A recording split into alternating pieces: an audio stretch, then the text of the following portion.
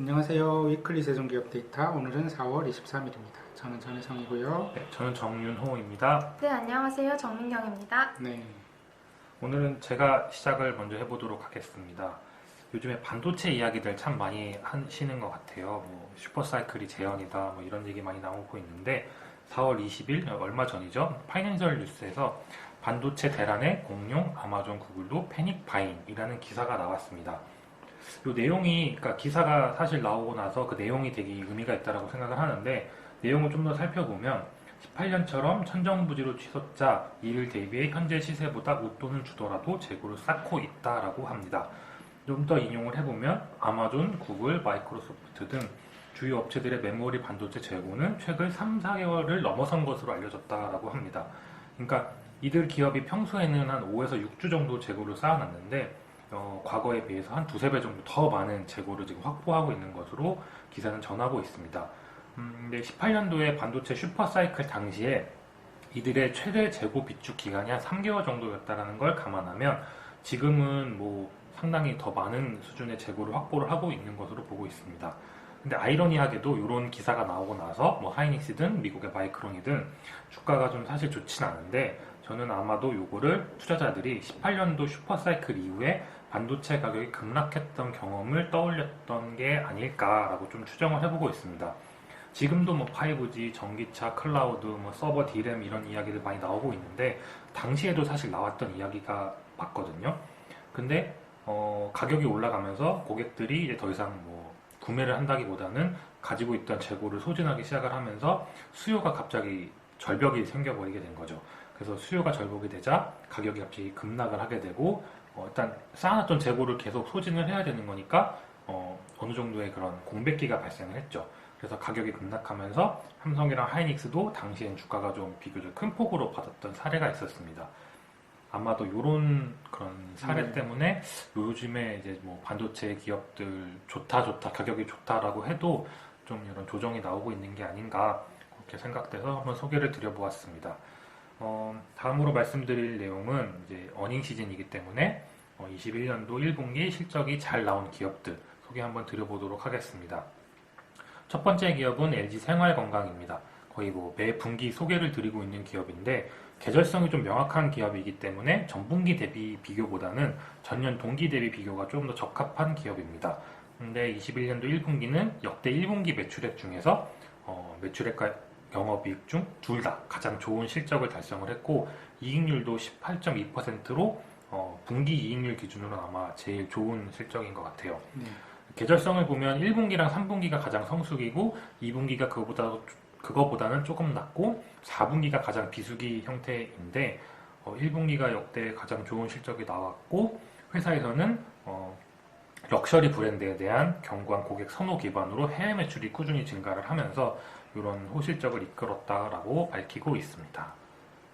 그 화장품 수출도 좋습니다. 그래서 저희 저번에 한국 콜마 이야기도 보고서로도 한번 했었었는데 3월 한국 그 화장품 수출도 워낙 좋았었어서 개인적으로 LG 생활건강의 실적도 좀 기대를 하고 있었던 참이었는데요. 이번에 나온 거 보니까 역시 좋은 회사라는 생각을 또 한 번 하게 된 것 같습니다. 그 홈페이지 가시면 실적 발표 자료 공개가 되어 있는데 부문별로 어떻게 실적이 나왔고 거기에 대한 리뷰까지 나와 있으니까 그거 한번 참고해 주시면 좋을 것 같습니다. 두 번째로 말씀드릴 기업은 현대로템입니다. 근데 이거는 진짜 너무 잘 나왔다도 아닌데 뭐 그렇다고 안 나온 것도 아니고 좀 약간 애매해서 따로 실적 속보로 소개를 드리고 있는 기업은 아닌데, 저희가 그동안 현대로템 실적 개선이 될 거다라고 계속 말씀을 드렸는데 다행스럽게도 5분기 연속 영업이익이 YOY 증가세가 이어지고 있습니다. 근데 하나 조금 체크를 해봐야 될 부분이, 현대로템 홈페이지 들어가시면 이제 부문별로 수주 잔고를 주는데 이 기업은 수주 베이스이기 때문에 수주 잔고가 늘어나는 게 굉장히 중요합니다. 근데 1분기 수주 잔고는 전년도 20년 연말 대비 조금 줄어들었어요. 일단 주력이었던 전동차 관련된 수주 잔고가 조금 줄었기 때문에 요거는 한번 이제 좀 체크를 한번 해보셔야 되지 않을까 그렇게 생각을 해서 말씀을 드리겠습니다.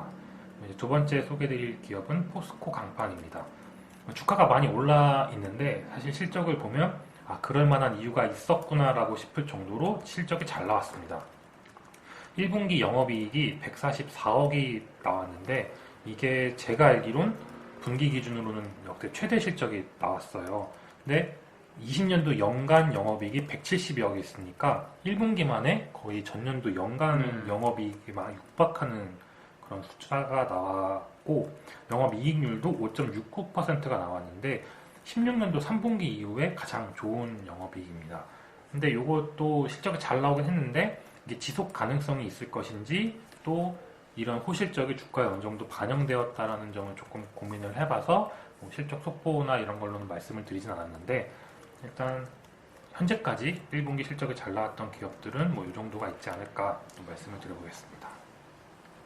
다음에 이제 삼성 SDS가 실적 컨퍼런스 콜을 가장 먼저 시작했습니다. 이제 1분기 이제 잠정 실적 나오는 것을 제외하고 홈페이지에서 이제 자기네들이 이제 웹캐스팅을 통해서 이번 실적은 어떻게 나왔고 다음 실적은 어떻게 나올 거다 이런 발표를 하게 되는데 그 스타트를 SDS가 끊었습니다.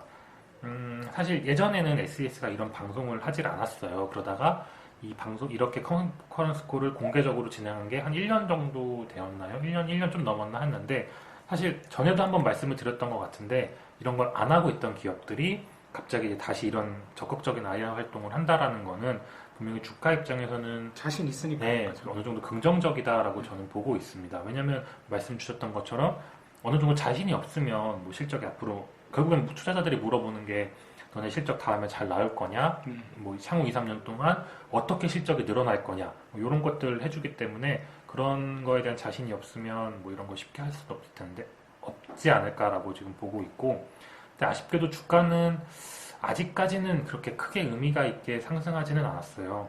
뭐 클라우드다, 그러니까 요즘 트렌드에 맞는 뭐라고 해야 될까요? 4차 산업 시대에 맞는 클라우드, 5G, IoT, 이런 다양한 삼성그룹에서 속하고 있는 IT 서비스를 거의 대부분이 SDS가 담당을 하고 있는데 그거에 비해서는 주가가 약간 슬로우한 것 같습니다.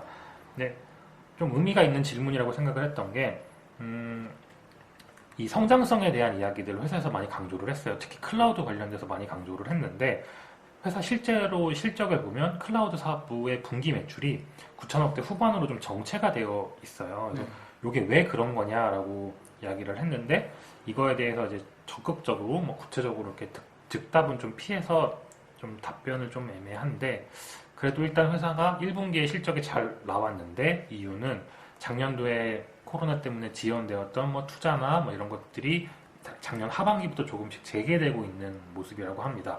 그래서 1분기 실적도 잘 나왔고 2분기, 3분기도 더 이상 들이 이런 투자를 미루게 되면 경쟁 자체에서 밀릴 수밖에 없기 때문에 투자가 계속 이어질 거다. IT 투자가 많이들 들어보셨겠지만 디지털 포메이션이 트랜스포머 그런 것들을 추구할 수밖에 없기 때문에 SDS의 성장성은 크게 걱정하지 않으셔도 될 것 같은데 문제는 이제 그만큼 이익이 얼마나 따라줄 거냐 이게 좀 문제일 것 같습니다. 삼성 SDS가 기존에는 이제 대내 사업, 그러니까 지금 삼성 그룹사 물량을 잘 소화를 해서 견조하게 성장을 했는데 더 성장을 하기 위해서 대외 사업을 좀 적극적으로 확대를 하고 있어요. 근데 아무래도 대외 사업은 대내에 비해서 조금 이익률이 떨어지는데 대내에서도 이제는 그 입찰을 경쟁 입찰 방식으로 바뀌어가지고 과거에는 SDS가 독점을 했다면 지금은 조금 SDS보다 작은 규모의 기업들이랑 경쟁을 해야 하는 그런 입장이라고 합니다. 그래서 그동안 안정적으로 확보를 하고 있었던 대내 사업도 조금은 흔들릴 수 있고 대외 사업이 확장이 되면 이익률이 내려올 수 있다는 그런 좀 리스크라고 해야 되나요? 이익률에 대한 리스크? 그거 좀 확인해서 봐주시면 될 것 같습니다. 그리고 마지막으로는 현대차인데 판매가 워낙 잘 되어서 매출은 워낙 잘 나왔고 아마 가장 관심을 가지고 있는 게 반도체 수급 상황이지 않을까 싶어요. 왜냐면은 실제 공시를 통해서도 울산이나 아산 공장 셧다운 같은 것들 공시가 계속되고 있는데 1분기까지는 반도체 수급 상황에 대한 영향은 없었다고 합니다. 근데 4월에는 일부 셧다운이 있었고 5월에는 4월이랑 유사하거나 그 이상의 생산 조정 가능성이 있다라고 좀 밝혔는데 아마 저희 생각으로는 뭐 잘 안 팔리는 소나타나 아마 이런 것들을 좀 줄이고 단가 높은 잘 팔리고 있는 제네시스나 SUV 쪽들을 조금 더 그런 생산 조정을 해 나가면서 이익을 좀 방어해 나갈 수 있지 않을까라고 생각을 해서 일단 시장에서는 그게 이거 가지고 그렇게 걱정하고 있는 분위기는 아닌 것 같더라고요. 그래서 뭐 일단 저는 이렇게 하고 실적이 나왔을 때 시장 예상치보다는 조금 잘 나왔는데 그냥 거의 뭐 부합했다라는 표현이 맞는데 실적이 잘 나오고 나서 주가가 줄 뿜었다가 반응이 별로 없죠. 그리고 나서 이제 바로 훅 내려왔는데 그 이유가 자동차 부분보다는 금융 쪽 수익이 생각보다 잘 나와서 네. 뭐 올라갔다 다시 내려왔는데 그렇다고 막 그게 막 유의미한 변화는 아니었는데 그래도 장중에는 그런 변화가 있었다 정도까지만 말씀을 드리고 마치겠습니다.